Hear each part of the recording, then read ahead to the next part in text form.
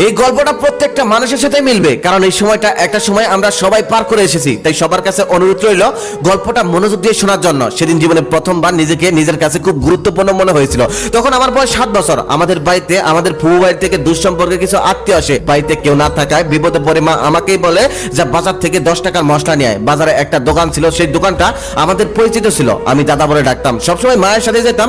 জীবনে আমি কখনোই একা যাইনি, আজকে প্রথম আমি একাই সেই দোকানে যাচ্ছি মশলা কেনার জন্য। আমার কাছে 10 টাকা আছে। জীবনে কখনোই এত টাকা নিয়ে আমি একা বাইরে যাইনি। বারবার পকেট চেক করে দেখছিলাম টাকা ঠিকঠাক আছে কিনা।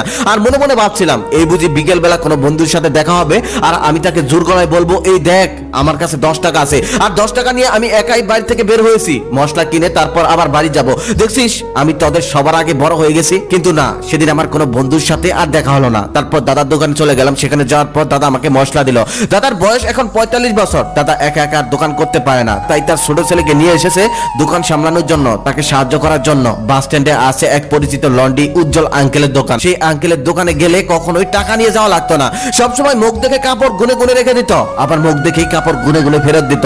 বাবা পরে টাকা শোধ করে দিতেন। বাবার শার্ট, আমার প্রাইমারি স্কুলের ড্রেস মাঝে মাঝে তার কাছে নিয়ে যেতাম আমি। আর একটু ভিতরে ছিল সুলতো দাদার ওষুধের দোকান। সেখানে দাদার সাথে প্রায় মাঝে মাঝে যেতাম। দাদা ওষুধের জন্য গেলে আমাকে নিয়ে যেতেন। আমাকে সুলতো দাদা মাঝে মাঝে শিবির দিতেন আর অনেক ভালো ভালো কথা বলতেন। মাঝে মাঝে ওষুধের কাবার দিয়ে দাদা পাঠাতো আর সুলতো দাদা সেটা দেখে আমাকে ঔষধ দিয়ে দিত। সব মিলিয়ে ফেরার পথে ছিল একজন রিক্সা মিস্ত্রি আঙ্কেলের দোকান। সেই আঙ্কেলের কথা না বললেই নয়, তিনি আমাকে মাঝে মাঝে টায়ার দিতেন আর সেগুলো দিয়ে আমি লাঠি দিয়ে বাড়িয়ে বাড়িয়ে চালাতাম। আরেকটা মজার বিষয় না বললেই নয়, বর্তমানে আসিফ আমার বন্ধু, একবার ওর বাবার সাইকেলের নিচে আমি টায়ার চালাতে চালাতে পড়ে গিয়েছিলাম। তারপর অনেক ব্যথা পেয়েছিলাম। তারপর ওর বাবা আমাকে নিয়ে সুলতো দাদার ঔষধের দোকানে যায়, সেখান থেকে ঔষধ কিনে দেয় আর বাজার থেকে একটি সিদ্ধ ডিম কিনে দেয়। তারপর বাড়িতে পাঠিয়ে দেয়, আমি সেগুলো নিয়ে বাড়িতে চলে আসি। তখন আমি তার ছেলে আসিফকে মোটেও চিনতাম না, তবে এখন আসিফ আমার সব থেকে ভালো বন্ধু। লন্ডের দোকানের সামনেই ছিল এক জুতার মিস্ত্রির দোকান। মাঝে মাঝে তার সেবা নেওয়া লাগতো। যে জুতাগুলো পরার উপযুক্ত থাকতো না সেগুলো তার কাছে নিয়ে গেলে অনেক সুন্দর করে যত্ন করে সেগুলো আবার পরার উপযোগী করে দিত। আমি খেয়াল করে দেখতাম আমাদের জুতাগুলো সে কত সুন্দর করে যত্ন করে ঠিকঠাক করছে, অথচ তার পায়ে থাকতো ক্ষয় হয়ে যাওয়া স্যান্ডেল। প্রায় 2 দশক ধরে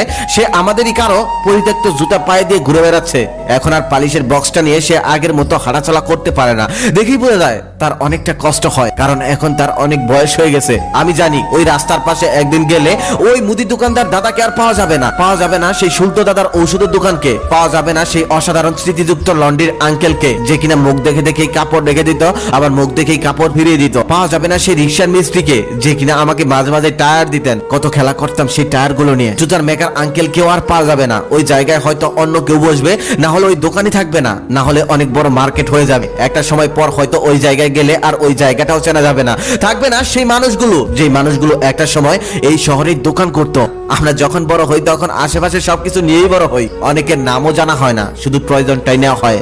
জানা হয় না তারা কেমন আছে, কিভাবে আছে। সেই রিক্সার মিস্ত্রি আঙ্কেলের সংসারের চাকা ঠিকঠাক ঘুরছে কিনা আমরা জানি না। যে মানুষটা শহরের সবার কাপড় আয়রন করে দিত, সেই মানুষটা ঈদে নতুন জামা কিনতে পারে কিনা আমরা জানি না। সুলতো দাদা সবাইকে ঔষধ দিত, সেই সুলতো দাদা এখন নিয়ম মতো ঔষধ খায় কিনা আমরা জানি না। যে মানুষটার যত্ন করে আমাদের সবার জুতোটা আগের মতো চকচকে করে দিত, সেই মানুষটা এখন কেমন আছে আমরা জানি না। আমার দাদা অনেক আগে মারা গেছে, প্রায় 2 বছর হয়ে গেছে।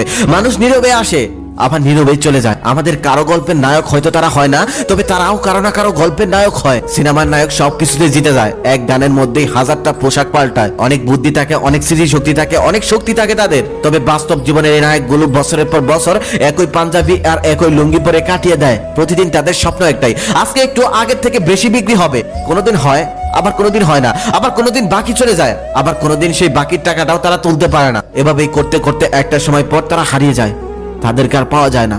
হারিয়ে যাওয়াটাই বাস্তব, সবাই একদিন হারিয়ে যাবে, আমরাও আর একটা সময় পর থাকবো না। তাই আশেপাশের এই মানুষগুলোর সাথে সবসময় ভালো আচরণ করুন, ভালোবাসা দিন, কারণ একটা সময় আমরা কেউ এখানে থাকবো না, আবার নতুন কেউ আসবে। এভাবেই চলবে জগৎ সংসার।